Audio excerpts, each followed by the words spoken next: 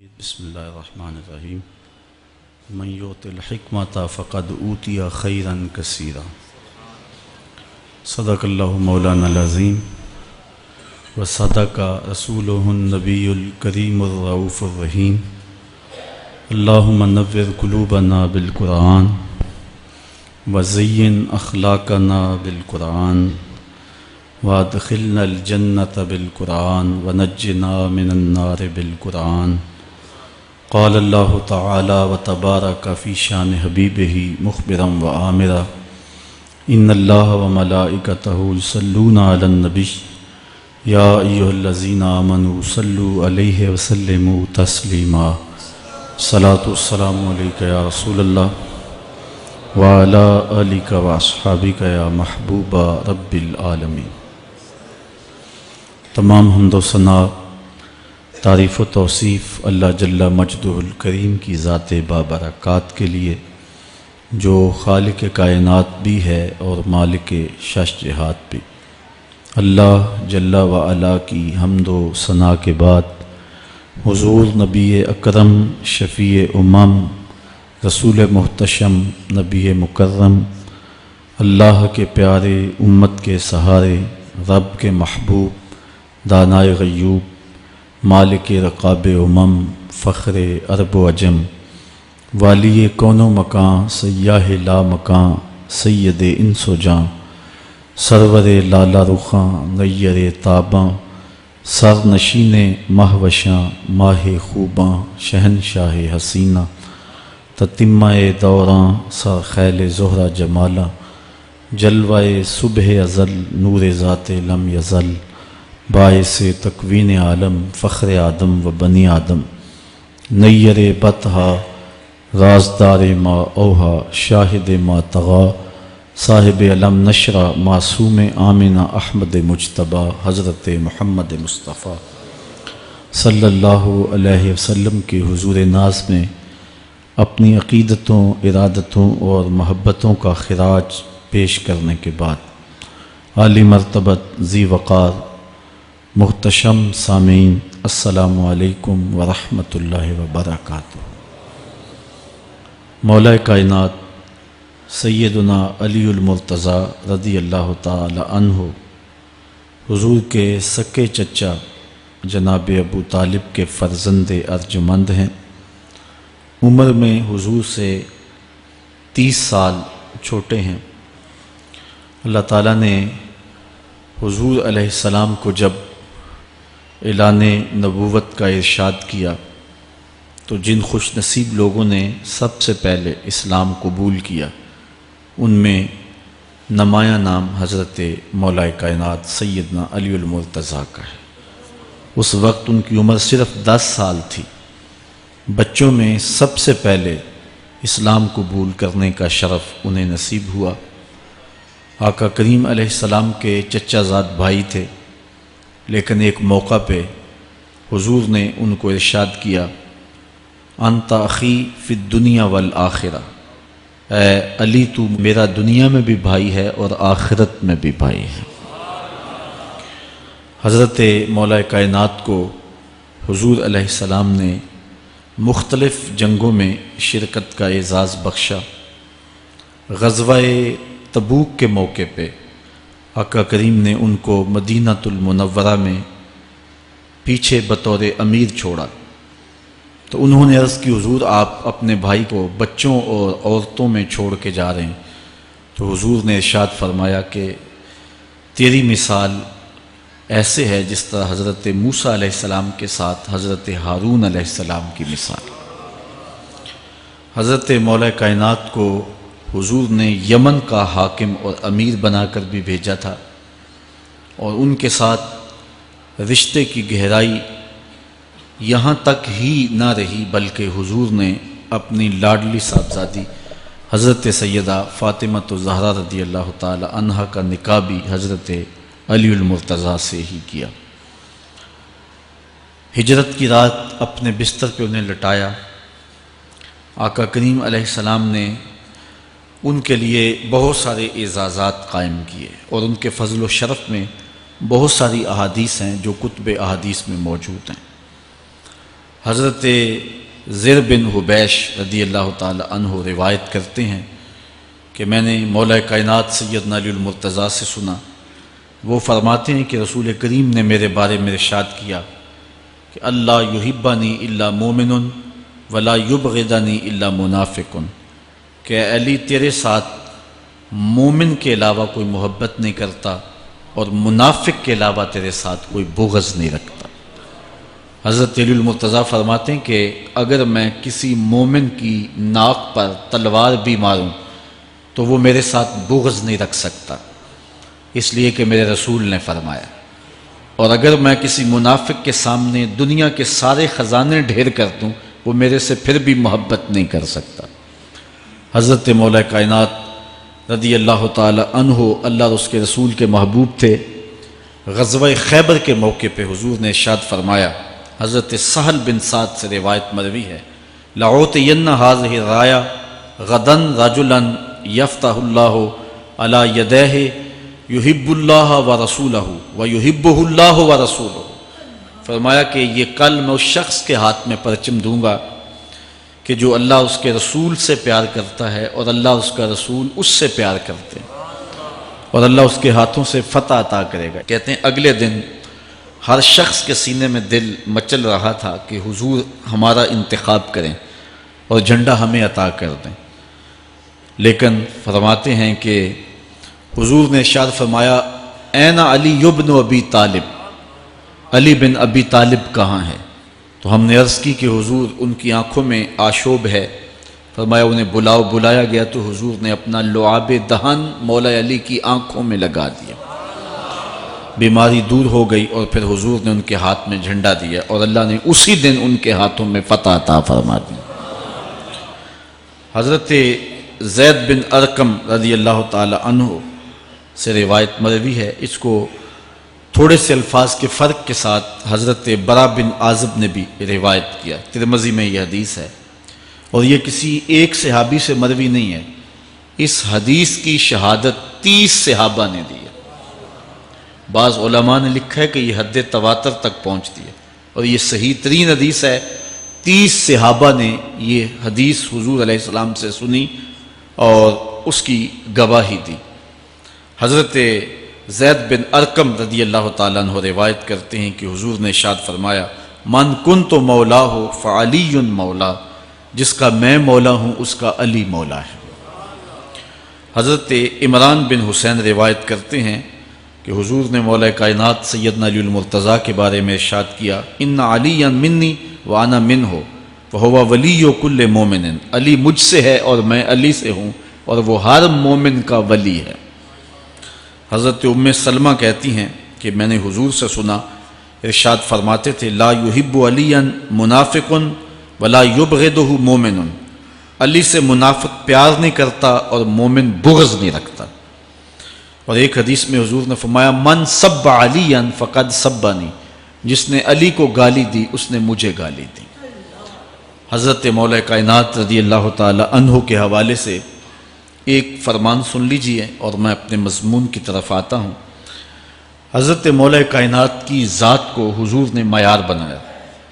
مسند امام احمد بن حنبل میں روایت ہے، مشکات میں روایت ہے، نہج البلاغہ میں اور باقی کتابوں میں، کہ حضرت علی المرتضیٰ فرماتے ہیں کہ حضور نے مجھے دیکھ کر کے کہا کہ اے علی، تیری مثال حضرت عیسیٰ علیہ السلام کی ہے کہ ان کی وجہ سے ان کے معاملے میں آ کے 2 لوگ برباد ہوئے۔ ایک وہ لوگ جنہوں نے اتنی محبت کی کہ ان کو ابن اللہ، اللہ کا بیٹا کہہ دیا، وہ بھی برباد ہو گئے، اور دوسرا گروہ وہ کہ جنہوں نے ان کے ساتھ بغض رکھا اور ان کی ماں پہ تہمت لگائی، وہ بھی برباد ہو گئے۔ حضور نے یہ ارشاد کر کے فرمایا، حضرت علی فرماتے ہیں کہ حضور نے کہا، یہلک فی رجلان محب مفرط یکرزنی بما لیس فی، اے علی تیرے معاملے میں بھی 2 لوگ بربادی میں مبتلا ہوں گے۔ ایک وہ لوگ جو اتنا پیار کریں گے کہ وہ کہیں گے جو تو نہیں ہوگا، اور دوسرے وَمُبْغِضٌ يَحْمِلُهُ شَنَآنِ عَلَىٰ أَن يَبْهَتَنِ، اور دوسرے وہ جو تیرے ساتھ بغض رکھیں گے اور بربادی کے راستے پہ چلیں گے۔ تو دونوں گروہ جو ہیں وہ بربادی کی راہوں کے مسافر ہو گئے۔ ایک نے محبت کی اور اس قدر محبت کی کہ وہ کہا جو حضرت علی نہیں تھے۔ حضرت مولا کائنات کے زمانے میں کچھ لوگ آپ کی دہلیز پہ آئے اور کہا یا علی انت ربنا انت خالقنا انت الہنا، اے علی تم ہمارے رب ہو، تم ہمارے خالق ہو، تم ہمارے معبود ہو۔ تو حضرت علی المرتضیٰ نے فرمایا کہ استغفر اللہ، اللہ تعالیٰ جل شانہ ہی خالق ہے اور وہی مالک ہے اور وہی معبود برحق ہے۔ انہوں نے پھر یہ بات کہی، تو جب تیسری مرتبہ کہا تو حضرت علی نے ان کی گردنیں کاٹ دیں۔ تو یہ آج بھی لوگ موجود ہیں ہمارے ملک میں، ہمارے ضلع میں لوگ ہیں جو علی اللہ کا نعرہ لگاتے ہیں، اور یہ بدترین لوگ ہیں اور معاشرے کی تل چھٹ ہیں، اور یہ محبت میں گمراہ ہو گئے اور انہوں نے حضرت علی المرتضیٰ کو خدا اور الہ کہہ دیا۔ دوسرا طبقہ ہے جو حضرت علی المرتضیٰ کو الہ اور خدا تو نہیں کہتا، لیکن انہیں نبیوں سے افضل مانتا ہے۔ بلکہ شیخ محدث دہلوی علیہ رحمہ نے تحفہ اثنا عشریہ میں باقاعدہ اس قول کو بیان کر کے اس کی تردید کی ہے کہ جو ایک طبقے کا خیال ہے کہ حضرت جبرائیل علیہ السلام کو نبوت دینے میں غلطی لگ گئی تھی، وہ دینی تھی حضرت علی کو اور دے گئے حضور کو، تو آپ نے اس کا رد کیا ہے۔ ایک طبقہ نبیوں سے حضرت علی المرتضیٰ رضی اللہ تعالیٰ عنہ کو افضل مانتا ہے، اور یہ طبقہ بہت سارا پایا جاتا ہے۔ میں نے اپنے ان کانوں سے جو ہے یہ باتیں سنی ہوئی ہیں، اور آپ نے بھی سنی ہوئی ہوں گی کہ نبیوں سے حضرت مولا کائنات کو افضل مانتے ہیں، اور یہ بھی گمراہوں کا ٹولہ ہے۔ تیسرا طبقہ وہ ہے جو نبیوں سے افضل تو نہیں مانتا لیکن معصوم مانتا ہے، یہ گمان کرتا ہے کہ حضرت علی رضی اللہ تعالی عنہ بھی اس شان کے مالک ہیں جو معصومیت کی شان انبیاء علیہ السلام کو دی گئی۔ یہ 12 امام اور 14 معصوم کا لفظ آپ نے سنا ہوگا، ہمارے جاہل مولوی بھی بول دیتے ہیں بعض کا، معصوم صرف انبیاء کی ذوات ہیں، اولیاء اہل بیت محفوظ ہیں، معصوم نہیں ہیں، معصوم صرف ذوات انبیاء ہیں، اور یہ انہی کا اعزاز ہے، ان کے علاوہ یہ اعزاز کسی اور کو حاصل نہیں ہو سکتا۔ چوتھا طبقہ وہ ہے کہ جو حضرت علی المرتضیٰ رضی اللہ تعالی عنہ کو حضرت ابو بکر و عمر رضی اللہ تعالی عنہما سے بھی افضل مانتا ہے۔ خود مولا کائنات نے فرمایا کہ جو لوگ مجھے شیخین سے افضل کہتے ہیں میں ان کے اوپر وہ حد جاری کروں گا جو ایک جھوٹے پہ جاری ہوتی ہے۔ حضرت محمد بن حنفیہ کہتے ہیں جو حضرت مولا کائنات کے بیٹے ہیں کہ میں نے اپنے باپ علی سے پوچھا کہ اس امت میں سب سے افضل شخص کون ہے؟ قالا ابو بکر، کہا امت میں سب سے افضل شخص کا نام ابو بکر ہے۔ کہتے ہیں میں نے کہا ثم من، پھر کون؟ قالا عمر، تو کہا حضرت عمر رضی اللہ تعالی عنہ۔ تو یہ ان کا اپنا عقیدہ ہے۔ یہ کہا جاتا ہے کہ حضرت علی رضی اللہ تعالی عنہ کا حق غصب کر لیا گیا۔ حضرت علی خود فرماتے ہیں کہ اگر حضور نے میرے بارے خلافت کی وصیت کی ہوتی تو میرے پاس صرف ایک تلوار اور ایک چادر بھی ہوتی تو میں آخر دم تک لڑتا۔ شیر خدا ہو اور اللہ کا رسول وصیت کرے اور وہ چھپ کے بیٹھا رہے، یہ کیسے ہو سکتا ہے؟ تو یہ حفوات ہیں اور یہ اباطیل ہیں، اور یہ جو ہیں وہ شر ہے جو معاشرے کے اندر پھیلی ہے۔ مخبر صادق نے پہلے خبر دی کچھ لوگ محبت میں گمراہ ہوں، وَمُبْغِضٌ يَحْمِلُهُ شَنَآنِ عَلَىٰ أَن يَبْهَتَنِ، اور کچھ لوگ جو ہیں وہ بغض میں برباد ہو جائیں۔ ایسے لوگ بھی دھرتی پہ موجود ہیں کہ مولا کائنات کا نام لیا جائے تو ان کو گوارا نہیں ہوتا۔ خود حضرت مولا کائنات کے زمانے میں ایسے لوگ موجود تھے، آپ کو شہید کیا گیا ہے۔ اسلام کی تاریخ انتہائی دردناک ہے۔ حضرت مولا کائنات رضی اللہ تعالی عنہ کو ابن ملجم نامی بدبخت نے جو ہے وہ تلوار کا وار کر کے جو زہر میں بجھی ہوئی تھی شہید کیا ہے۔ تو یہ بغض اور دشمنی رکھنے والے لوگ تھے جو زمانے میں موجود تھے۔ ایک طرف ایسے تھے جو الہ اور معبود کہتے تھے، اور آپ جانتے ہیں کہ حضرت علی المرتضیٰ رضی اللہ تعالی عنہ کی قبر لوگوں کی نظر سے چھپا کے بنائی گئی، اس ڈر سے کہ لوگ آپ کی قبر کو اکھیڑ نہ دیں، کیونکہ خارجی اس قدر جو ہے وہ زور آور ہو گئے ہوئے تھے۔ اسلام کی تاریخ دردناک ہے۔ حضور علیہ السلام فرماتے ہیں جتنے دکھ مجھے دیے گئے کسی کو نہیں دیے گئے، کسی نبی کو نہیں پہنچے۔ حضرت صدیق اکبر رضی اللہ تعالیٰ عنہ کی 2 سال 2 ماہ 8 دن دور خلافت، آپ کا زمانہ دیکھیں، ٹکنے نہیں دیا گیا، سازشیں، مصائب، اعلان۔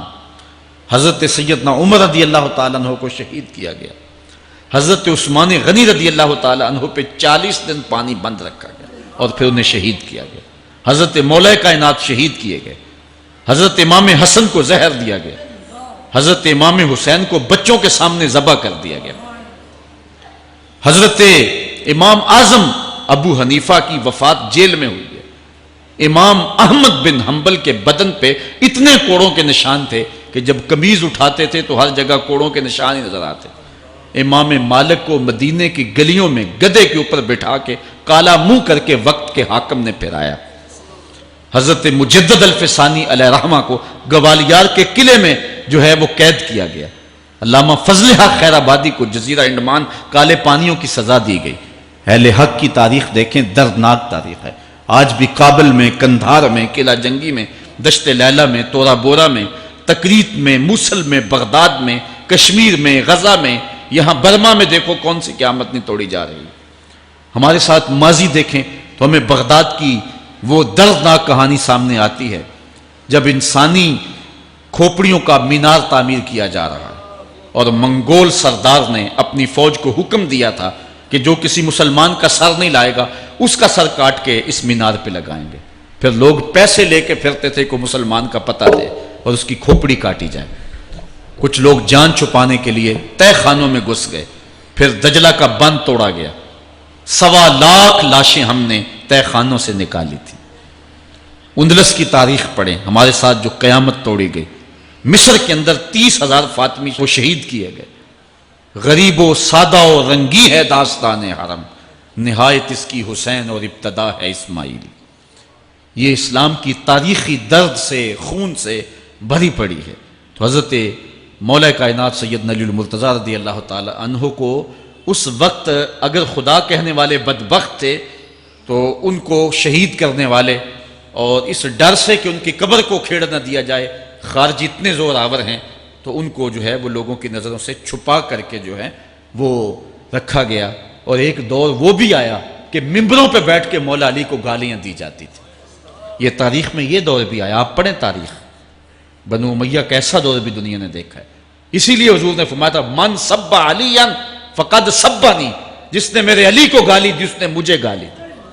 اور لوگوں نے ممبروں پہ بیٹھ کے باقاعدہ حکومت کی طرف سے یہ جو ہے وہ قانون تھا کہ تمہارا خطبہ مکمل نہیں ہوگا جب تک علی کو گالی نہیں دو گے.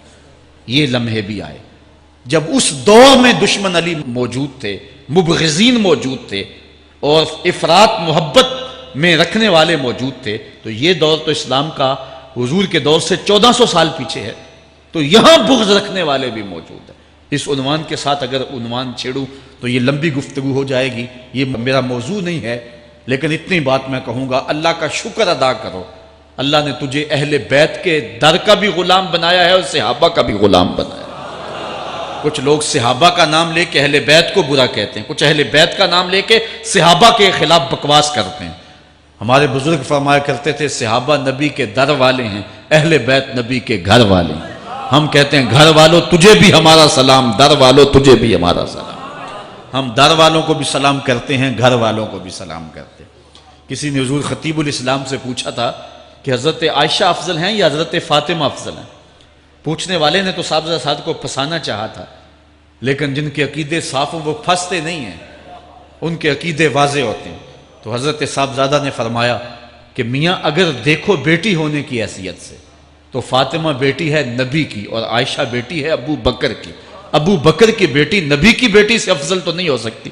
اور اگر دیکھو بیوی ہونے کی حیثیت سے فاطمہ بیوی ہے علی کی اور عائشہ بیوی ہے نبی کی. علی کی بیوی نبی کی بیوی سے افضل تو نہیں ہو سکتی. تو یہ اپنے عقیدے کو واضح کر دیا. اللہ آپ کو سلامت رکھے اور حق کی راہوں کا مسافر رکھے. آج کا عنوان ہے حضرت مولا کائنات کے اقوال حکمت، ان کی زندگی کا نچوڑ. اللہ نے بصیرت کا جو نور اور جو ہے وہ دانش اور فہم و ادراک کے جو اجالے مولا کائنات کو دیے تھے وہ انہی کا مقصود ہے. ایک ایک بات سے نور نکلتا ہے اور اللہ قرآن میں فرماتا ہے جس کو حکمت عطا کر دی گئی اس کو خیر کثیر عطا کر دیا گیا. حکمت وہ اس بات کو کہتے ہیں کہ جس کو لوگ نقل کریں اور جس سے فائدہ حاصل ہو. حضرت مولا کائنات کی باتوں کو لوگوں نے لکھا، یاد کیا اور آگے منتقل کیا. آج سارا دن اور گزشتہ شب حضرت مولا کائنات کے بہت سارے فرامین کو پڑھا ہے، سینکڑوں کے اعتبار سے مختلف کتب سے کھنگالا ہے، اور جس طرح وہ ایک مکھی شہد نچوڑتی ہے کہ ایک ایک پھول پہ بیٹھ کر کے رس تیار کرتی ہے، ایک شہد آپ کے لیے تیار کیا ہے، اور آج کی مجلس میں آپ کی نظر کرنا چاہ رہا ہوں۔ اور دیکھیے کہ مولا کائنات حکمت کے کیسے دروازے ہیں۔ اسی لیے حضور نے فرمایا آنا دار الحکمت و علی بابھا، آنا مدینۃ العلم و علی بابھا، میں حکمت کا گھر ہوں، علی دروازہ ہے، میں حکمت کا شہر ہوں، علی اس کا دروازہ ہے۔ تو شریف لوگ شہر میں دروازے کے راستے ہی جایا کرتے ہیں، دیواریں پھلانگ کر کے جانا شریف لوگوں کا شیوا نہیں ہوتا ہے۔ علم کی خیرات لینی ہے تو مولا علی کی دہلیز پہ آنا ہوگا۔ حضرت مولا کائنات فرماتے ہیں میں نے اپنے ارادوں کی شکست سے اپنے رب کو پہچانا ہے۔ جو میں منصوبہ بندی کرتا ہوں نتیجہ یہ نکلے گا، میرا خیال ہوتا ہے یہ ہوگا، لیکن ایسا نہیں ہوتا، ہوتا وہ ہے جو رب کو منظور ہوتا۔ اس لیے میں اپنے ارادوں کی شکست سے اپنے رب کو پہچانا ہے۔ حضرت مولا کائنات زندگی گزارنے کا ڈھب، اسلوب اور طریقہ بتا رہے ہیں، سنو۔ فرماتے ہیں خالط الناس مخالطتاً ان متتم معہا بقو وان عشتم ہنو الیکم، لوگوں کے ساتھ ایسی زندگی گزارو کہ اگر تم مر جاؤ تو لوگ روئیں کہ کوئی قیمتی متاع کھو گئی، اور اگر تم زندہ رہو تو لوگ تمہاری صحبت کے مشتاق رہیں، تمہاری مجلس میں بیٹھنے اور تمہارے پاس آنے کی آرزو اپنے سینے میں رہیں۔ مرو تو زمانہ تڑپے، تمہاری موت پہ لوگوں کے سینے میں دل دہل جائیں، اور جیو تو لوگ تمہاری خدمت میں حاضر ہونا اپنے لیے ایک سعادت مندی سمجھیں۔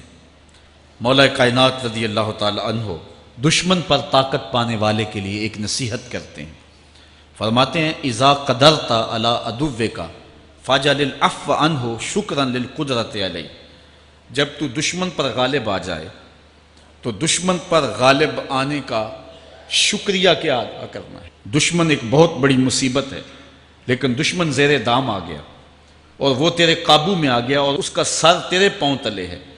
اب اللہ کا شکر اس حال میں کہ مالک تو نے دشمن پر مجھے غلبہ دیا، طاقت دی، تو شکر کیا ہے؟ تو حضرت مولا کائنات فرماتے ہیں دشمن پر غالب آنے کا شکریہ یہ ہے کہ دشمن کو معاف کر دو۔ یہ بڑے لوگوں کا شیوا ہوتا ہے، جب دشمن قابو آ جائے تو پھر اس سے درگزر کرنا، یہ اللہ تعالیٰ کا شکر ادا کرنا ہے، یہ اللہ تعالیٰ جل شانہ کی اس کرم نوازی کا شکریہ ادا کرنا ہے۔ زہد کیا ہے؟ حضرت مولا کائنات رضی اللہ تعالی عنہ کا ایک 4 لفظی فرمان سنیے، اور زہد کی تعریف کتنی خوبصورتی کے ساتھ کی۔ فرمانے لگے افضل الزہد اخفاء الزہد، بہترین زہد یہ ہے کہ زہد کو پوشیدہ رکھا جائے، بہترین زہد یہ ہے کہ زہد کو پوشیدہ رکھا جائے۔ ہم تو اپنی عبادتوں، اپنی نیکیوں، اپنی سماجی خدمات کے اشتہار چھپواتے ہیں نا۔ وہ کسی زمانے میں ہم سنتے تھے نیکی کر دریا میں ڈال، اور اب کہتے ہیں نیکی کر اخبار میں ڈال۔ یہاں زہد، ترک دنیا، اللہ تعالیٰ کی عبادت کا جو ذوق بندے کو نصیب ہوتا ہے، وہ بہترین اور افضل زہد کیا ہے؟ کہا زہد کو پوشیدہ رکھنا، یہ افضل زہد ہے۔ حضرت مولا کائنات کا ایک اور فرمان سنیے، اشرف الغنا ترک المنا، بہترین دولت مندی کیا ہے؟ جس کے پاس مربے زیادہ ہیں، جس کے پلازے زیادہ ہیں، جس کا بینک بیلنس زیادہ ہے، جس کے پاس جو ہیں وہ بہت ساری دولتیں ہیں، سونا اور چاندی کے انبار ہیں، کون سب سے زیادہ دولت مند ہے؟ افضل دولت مندی کیا ہے؟ تو حضرت مولا کائنات فرماتے ہیں کہ افضل دولت مندی یہ ہے کہ آرزویں ترک کر دی جائیں، ورنہ کھرب پتی بھی بندہ ہوگا تو اس کو چین نہیں آئے گا، قرار نہیں آئے گا، حل من مزید اس کی تباہ میں ہوگا۔ چونکہ آنکھیں نہیں رجتی، پیٹ بھر جاتا ہے، آنکھیں نہیں بھرتی۔ کوزائے چشم حریصاں پر نشد تا صدف کانے نشد پر در نشد۔ اس لیے حضرت مولا کائنات فرماتے ہیں بہترین غنا اور دولت مندی کیا ہے؟ کہ بندے کی آرزویں ختم ہو جائیں۔ اقبال کہتا ہے تیری دعا ہے کہ ہو میری آرزو پوری، تیری دعا ہے کہ ہو میری آرزو پوری، میری دعا ہے کہ تیری آرزو بدل جائے، میری دعا ہے کہ تیری آرزو بدل جائے۔ تو یہ بہترین غنا ہے کہ بندے کی آرزویں مختصر ہو جائیں، ورنہ انسان جس حالت میں بھی ہو وہاں مطمئن نہیں ہوتا۔ کروڑ پتی ارب پتی کو دیکھتا ہے، ارب پتی کھرب پتی کو دیکھتا ہے، کھرب پتی اپنے سے آگے دیکھتا ہے۔ اس لیے جب آرزویں مختصر ہوں گی تو بندہ جس حالت پہ بھی ہوگا راضی ہوگا، اور بندہ اپنی حالت پہ راضی ہو جائے تو یہ اللہ کی رضا کا سبب ہے۔ حضرت مولا کائنات کا ہی ایک قول ہے، جو اللہ کے عطا کردہ تھوڑے رزق پہ راضی ہو گیا، اللہ تعالیٰ قیامت کے دن اس کے تھوڑے عملوں پہ راضی ہو جائے۔ یہ اللہ کی کرم نوازیوں کے رنگ ہیں۔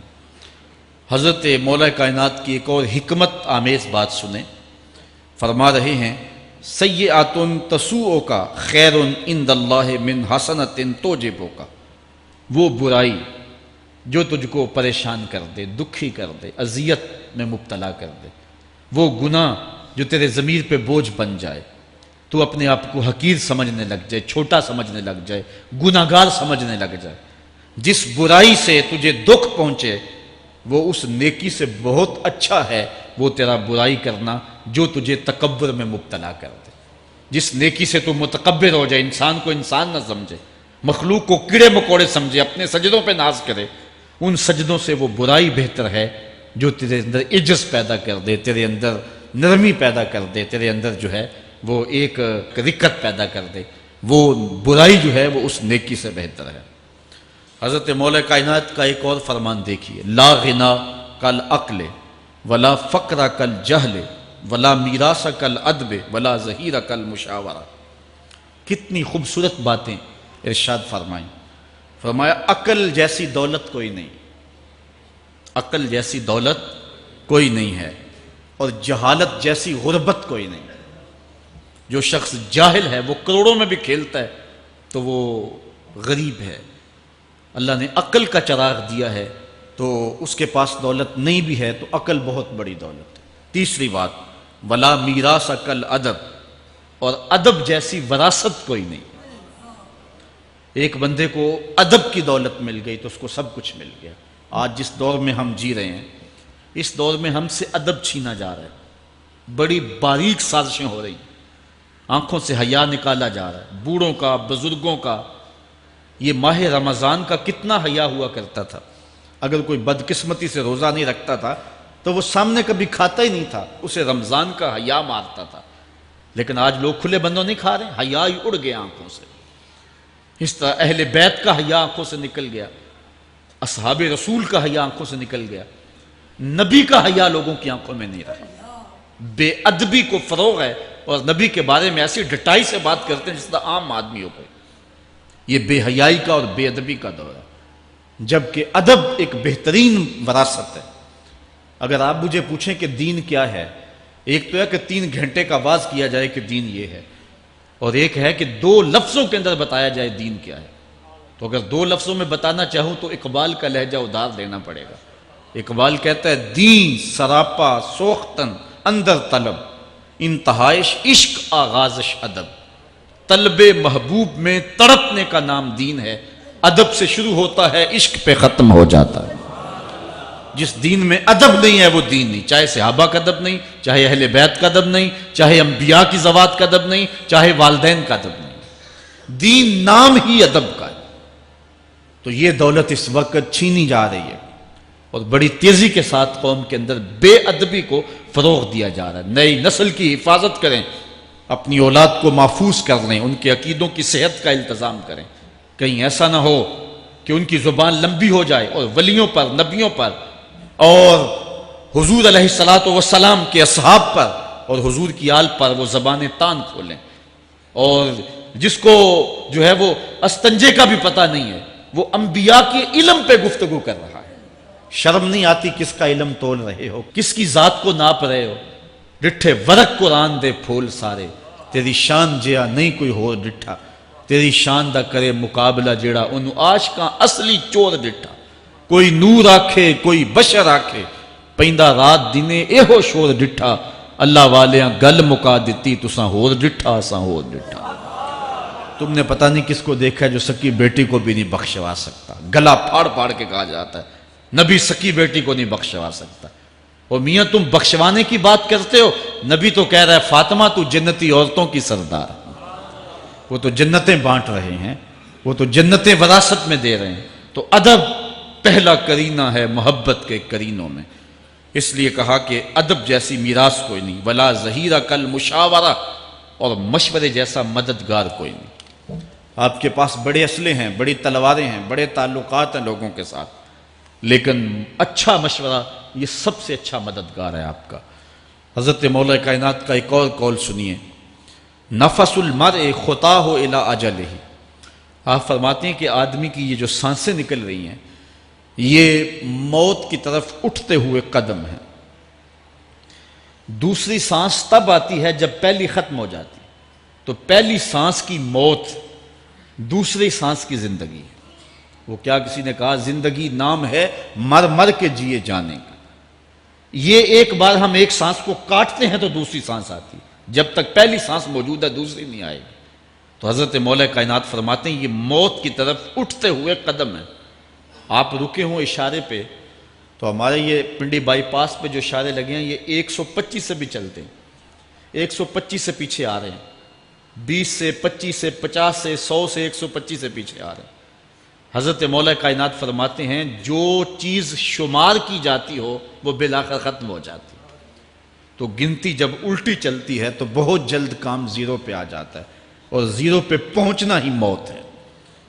تو زندگی کی یہ سانسیں یہ الٹی چل رہی ہیں، اور میں اور آپ لمحہ لمحہ موت کے قریب ہو رہے ہیں۔ ہم جو ہے وہ اپنی زندگی کی سالگرہ منا رہے ہیں، ہم کہتے ہیں کہ ہم اتنے بڑے ہو گئے، میاں بڑے نہیں ہوئے، چھوٹے ہو گئے، موت بالکل قریب آ گئی ہے۔ اللہ اکبر۔ حضرت مولا کائنات معیشت کے اصول بھی بیان کر رہے ہیں، ما اعلی من اقتصد، جو میانہ روی سے چلتا ہے کبھی بھی کنگال نہیں ہوتا۔ اب ہر شخص کی آرزو ہے کہ میری دولت بڑھ جائے، میرے پاس پیسے کافی ہوں، میں آسودہ زندگی گزاروں۔ اس کا طریقہ کیا ہے؟ جھوٹی قسمیں، چالاکی، 2 نمبر مال بیچنا، ٹیکس چوری کرنا، بجلی چوری کرنا، گیس چوری کرنا، کیا طریقہ ہے پیسے بچانے کا؟ مولا کائنات سے پوچھیں، مولا علی سے پوچھیں۔ مولا علی فرماتے استنزل الرزق بالصدقہ، صدقہ دیتے جاؤ رزق بڑھتا چلا جائے گا، جو کماتے جاؤ اس میں کچھ حصہ رکھ لو اللہ کی راہ میں، صدقہ دیتے جاؤ گے تمہارا رزق بڑھتا چلا جائے گا۔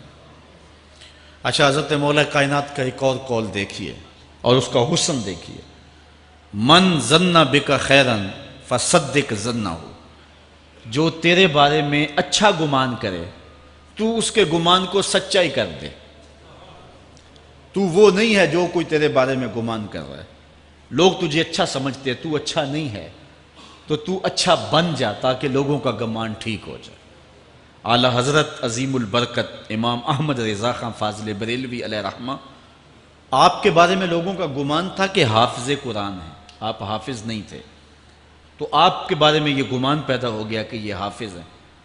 تو رمضان کا موسم آیا تو کسی نے کہا حضرت اس مرتبہ آپ ہی سنا دیں، تو اعلیٰ حضرت نے سوچا یہ میرے بارے میں اچھا گمان کرتے ہیں، چلو حافظ بانی جاتے ہیں۔ اعلیٰ حضرت نے قرآن 1 مہینے میں حفظ کیا ہے، دن کو پڑھتے تھے، شام کو سنا دیتے تھے کہ جو لوگوں کا گمان ہے میں اس کے مطابق ہی ہو جاؤں۔ اچھا، گمان کی کہانی سنیے، صحیح حدیث میں آتا ہے اور حدیث قدسی ہے، رب کہتا ہے میرا بندہ میرے بارے جو گمان کرتا ہے میں ایسے ہی ملوں گا۔ اس لیے اپنے رب کے بارے میں اچھا گمان کرنا چاہیے کہ ہمارا رب ہمیں معاف کر دے گا اور ہمارے گناہوں سے درگزر فرمائے گا۔ حضرت مولا کائنات کا ایک اور حکمت آمیز جملہ سماعت کیجئے، من عظم صغار المصائب ابتلاہ اللہ بکبارہا، چھوٹی سی مصیبت آ جائے جو بندہ واویلا شروع کر دے، مصیبت آ گئی، چھوٹی سی بیماری آئے تو شور کرے، چھوٹی سی مصیبت آئے تو شور کرے، اللہ اس کو پھر بڑی مصیبت میں مبتلا کر دیتا۔ جہاں ضرورت نہیں ہے وہاں اظہار کی کیا ضرورت؟ بیماری ہے تو ڈاکٹر کو بتاؤ، بندے کو بتانے کا کیا فائدہ ہے؟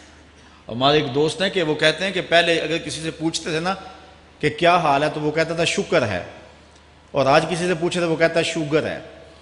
یعنی اللہ تعالیٰ جل شانہ نے اگر تمہیں کسی ابتلا میں مبتلا کر دیا ہے تو اس کا شور، اس کا واویلا نہ کرو۔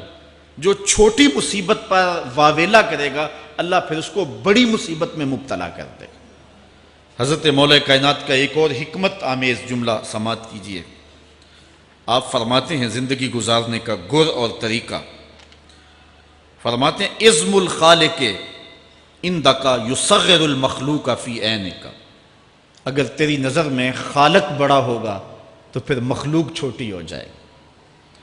اگر اللہ کی عظمت کا تجھے لحاظ ہے کہ وہ بہت عظیم ہے تو پھر مخلوق کی پرواہ نہیں ہوگی۔ حضرت مولا کائنات رضی اللہ تعالیٰ عنہ فرماتے ہیں کہ ایک باندی کے ہاتھ کے اندر خنزیر کی انتڑیاں ہوں، میں دنیا کو اتنی نظر سے بھی نہیں دیکھتا۔ تو یہ انسان اللہ کی عظمتوں کا اور اللہ کی شانوں کا جب لحاظ اسے ہوتا ہے تو پھر دنیا اس کی نظر میں جو ہے وہ کوئی قدر و قیمت نہیں رکھتی۔ ایک روایت میں آتا ہے جس کو اللہ نے قرآن دیا اور اس نے دنیا داروں کو دیکھا رشک کی نظر سے کہ ان کو دولت دی گئی، ان کو فلاں دیا گیا، میں تو بہت پیچھے رہ گیا۔ قد حقر ما آتاہ اللہ، اس نے اللہ کی عطا کو حقیر جانا۔ وہ میاں انہیں دولت دی گئی ہے، رب نے تجھے اپنا قرآن عطا کیا، تو پھر جو ہے وہ تو حقیر تو نہیں ہے، تجھے تو اعلیٰ چیز عطا کر دی گئی ہے۔ تو جس نے اللہ کی عظمت اور خالق کی عظمت کا اقرار کیا پھر مخلوق اس کی نظر میں کوئی حیثیت نہیں رکھتی ہے۔ کن فی الفتنۃ کابن اللبون لا زہر فیرکب ولا درع فیحلب۔ جب فتنے دنیا پہ پھیل جائیں تو مولا کائنات نصیحت کرتے ہیں پھر زندگی کیسے گزارنی۔ یہ دور بھی فتنوں کا دور ہے۔ حضرت مولا کائنات فرماتے ہیں جب فتنے معاشرے میں پھیل جائیں تو پھر اونٹ کے 2 سالہ بچے کی طرح ہو جا کہ اگر لوگ اس پہ سواری کرنا چاہیں تو وہ سواری کے قابل نہ ہو، اور لوگ اگر اس کا دودھ دونا چاہیں تو وہ دودھ نہ دے، یعنی وہ فتنے کو کسی طرح سے بھی تقویت نہ دے، اس طرح کا ہو جا جس طرح اونٹنی کا 2 سال کا بچہ ہوتا ہے۔ حضرت مولا کائنات فرماتے ہیں من حاسب نفسہ ربحا ومن غفل عنہا خاسرا ومن خاف آمنا ومن اعتبر ابصر ومن ابصر فہم ومن فہم عالم۔ فرماتے ہیں کہ جس نے اپنے نفس کا محاسبہ کیا اس نے نجات پا لی، اور جو اپنے نفس کے محاسبے سے غافل رہ گیا اس نے خسارے کا سودا کیا۔ جو اللہ سے ڈرا وہ امن پا گیا، اور جس نے زندگی سے عبرت حاصل کی اس کی آنکھوں میں روشنی آ گئی، بصیرت کا اسے نور مل گیا، اور جسے بصیرت کا نور مل گیا وہ فہم و فراست کی دولت سے مالا مال ہو گیا۔ ومن فہم عالما، اور جس کو فہم مل گیا وہی شخص عالم بن گیا۔ مختلف سیغے یاد کرنے سے عالم نہیں بنتا، فہم و فراست کا نور اگر مل جائے تو یہ ہے علم کا جمال، آخرت کی فکر رکھنے والا عالم۔ بلکہ مولا کائنات فرماتے ہیں العلم علمان مطبوع و مسموع۔ علم 2 علم ہیں، ایک وہ ہے جو من میں راسخ ہو اور ایک وہ ہے جو کانوں تک رہتا ہو۔ فرماتے ہیں ولا ينفع المسموع اذا لم يكن المتبوع۔ جو سنا ہوا علم نفع نہیں دیتا جب تک وہ من میں اتر نہ جائے اور باطن کے اندر روشنی نہ کر دے۔ حضرت مولا کائنات کی ایک اور نصیحت ذرا غور سے سنیے۔ فرمایا تمہارے سامنے نیکوکار اور بدکار برابر نہ ہو، کہ نیک بھی جو ہے وہ اسی انداز میں ہو اور برا بھی، اس کا سلوک بھی تمہارا ایک جیسا ہی ہو۔ ایسا کرنے سے نیکوں کی ہمت پست ہو جائے گی اور خطاکار اور بھی شوخ ہو جائیں گے۔ ہر آدمی کو وہ مقام دینا چاہیے جس کا وہ اپنے عمل کے اعتبار سے مستحق ہے۔ اصل خرابی ہوئی تب ہے ہمارے آراس میں، ہماری محافل نعت میں، ہماری مجالس میں وہ لوگ مہمان خصوصی بنے جن کے پاس دولت زیادہ تھی، چاہے کردار کے لحاظ سے وہ کتنے ہی پست کیوں نہ ہو، اور جن کے پاس دولت نہیں ہے چاہے وہ کردار کے اعتبار سے جتنے مرضی بلند کیوں نہیں ہے، انہیں عزت کی مسند پہ نہیں بٹھایا گیا۔ میں نے اپنی ان آنکھوں سے گجرانوالہ کے ایک اسٹیج پہ دیکھا کہ ایک محفل نعت تھی اور ایک بوڑھا شخص سفید ریش، وہ اسٹیج پہ شوق میں کہ میں نعت خانوں کو قریب سے دیکھوں، وہ آ کے بیٹھ گیا، اور منتظمین نے جو ہے وہ سیکورٹی کو حکم دیا اس بابے کو اٹھاؤ اور اس کو جو ہے وہ نیچے کرو۔ یعنی لوگوں کی قدر و منزلت ان کے دولت کے قد کے مطابق کی جاتی۔ جو کل شراب خانے میں مہمان خصوصی تھا آج وہ محفل نعت میں مہمان خصوصی ہے۔ جو جتنا بڑا ڈاکو ہے اتنا ہی بڑا جو ہے وہ عزت پاتا ہے. کیوں؟ دین میں تو عزت ان کو ہونی چاہیے جو دیندار. ان اکرمکم عند اللہ اتقاکم، جو سب سے زیادہ متقی ہوگا اللہ کے نزدیک وہی عزت والا ہوگا. تو ایک بندے کو دنیا میں بھی عزت ہے اور مصلی اور محراب اور جو ہے وہ عرس اور پیر خانے میں بھی اس کو عزت ہے، تو پھر یہ حوصلہ شکنی ہے تقوی والوں کی. حضرت مولا کائنات فرماتے ہیں اور خطا کار اور بھی شوق ہو جائے گا.